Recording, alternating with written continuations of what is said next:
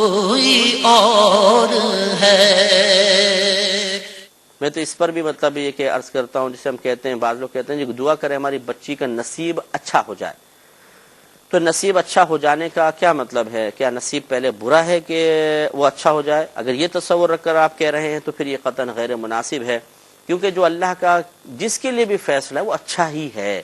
یہ الگ بات ہے کہ وہ اگر میری اور آپ کی مرضی کے موافق نہ ہو، اس کے مخالف ہو تو ہمیں پسند نہیں آتا۔ ایسا ہونا بھی نہیں چاہیے، پسند ہی آنا چاہیے، لیکن یہ ایک طبعی تقاضا ہو سکتا ہے۔ لیکن ایک یہ کہ اسے ہم برا کہیں کہ یہ برا ہے، وہ برا حقیقتاً نہیں ہے، وہ فی نفسی اچھا ہے۔ یوں سمجھ لیجئے کہ جیسے ایک مریض کو کڑوی دوائی پینی پڑ جاتی ہے تو وہ کہتا ہے یہ بڑی گندی اور بری دوائی ہے، تو فی نفسی وہ تو بہت اچھی ہے کہ اس کا علاج کر رہی ہے، لیکن اس کی طبیعت چونکہ اسے پسند نہیں کر رہی اس لیے وہ اس کو برا سمجھ رہا ہے۔ ایک اور مثال سمجھ لیں کہ جب منہ کا ذائقہ بگڑ جاتا ہے، بخار ہو جاتا ہے، تو مرغی کی ران بھی اچھی نہیں لگتی ہے، ذائقہ نہیں آتا، مزہ نہیں آتا، ہم کہتے ہیں کڑوا کڑوا سا ذائقہ ہے۔ پانی پیتے ہیں تو کڑوا محسوس ہوتا ہے، حالانکہ فی نفسی پانی کے اندر کڑواہٹ نہیں ہے، اس کھانے کے ذائقے میں کڑواہٹ نہیں ہے، ہمارا منہ اپنا خراب ہے۔ تو اسی طریقے سے اللہ تبارک و تعالیٰ نے جو ہمارے لیے فیصلے فرمائے وہ غلط کیسے ہو سکتے ہیں، وہ خراب کیسے ہو سکتے ہیں، وہ بالکل ٹھیک ہیں۔ اس لیے نصیب کو برا بھلا نہ کہیں، بلکہ اللہ تبارک و تعالیٰ کی رضا پر راضی رہنے کی کوشش کریں، اور یہ ذہن بنائیں کہ اللہ نے جو فیصلہ ہمارے حق میں کر دیا ہم اس پر دل و جان سے راضی ہیں۔ اب یہ آگے پھر بات ہوگی کہ ہم کوشش کر سکتے ہیں کہ نہیں، ہم عمل کریں یا نہ کریں، گناہوں سے بچنے کے بارے میں ہم کیا تصور رکھیں، یہ تمام پہ ہم کلام کریں گے۔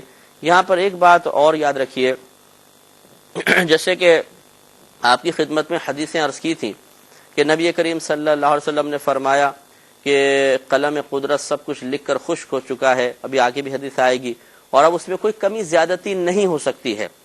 جو اللہ نے کسی کے لیے رزق لکھ دیا وہ لکھ دیا، اس میں کمی زیادتی نہیں ہو سکتی ہے۔ جس کے لیے جہاں اللہ تبارک و تعالیٰ نے رشتہ مقرر کر دیا اسی سے شادی ہوگی، کسی اور سے نہیں ہو سکتی ہے، اور جس وقت میں مقرر کیا اسی وقت میں ہوگا، ورنہ نہیں۔ اسی طریقے سے موت کا اور زندگی کا وقت مخصوص ہے، یہ اس شخص اسی وقت پیدا ہوگا، اس وقت اس سے پہلے نہ پیدا ہو سکتا ہے، نہ اس کے بعد، نہ اس کی کوئی پیدائش کو روک سکتا ہے۔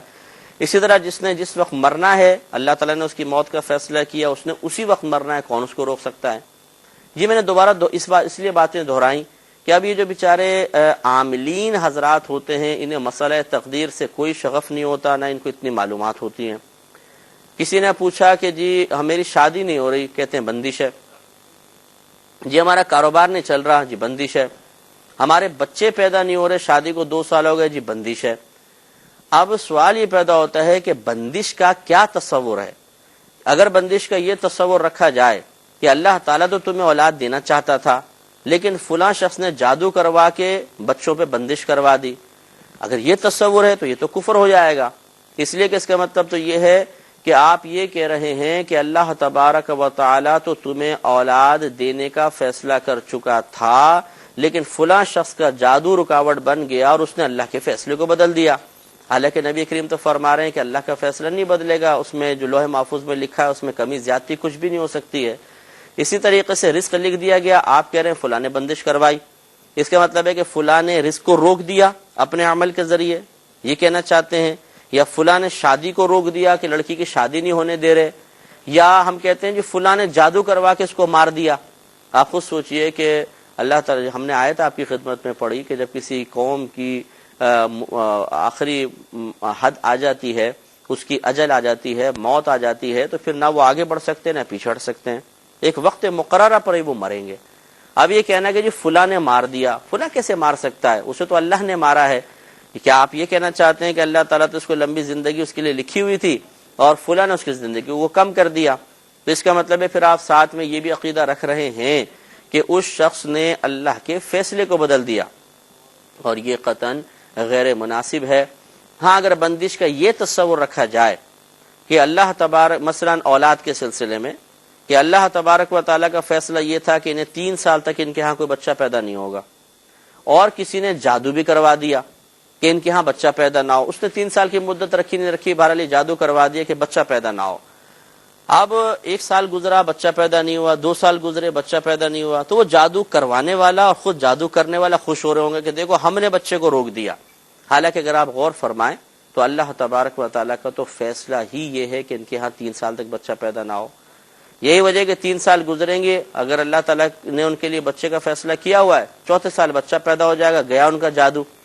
وہ آپس میں ٹکراتے رہیں گے کہ ارے یہ کہاں سے ہو گیا، ہم نے تو بڑے جادو کروائے تھے. اسی طرح آپ دیکھیں کہ بہت سے لوگ کاروبار پہ جادو کرواتے ہیں، صحت پہ کرواتے ہیں، مارنے کے لیے کرواتے ہیں، لیکن کچھ بھی نہیں ہو پاتا، رزلٹ نہیں نکلتا.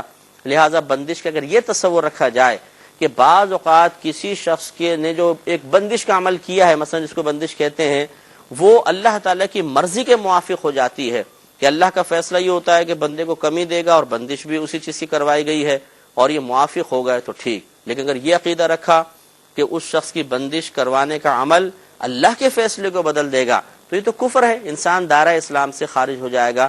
اس لیے یہ اچھی طریقے سے اپنے ذہن میں رکھنا چاہیے.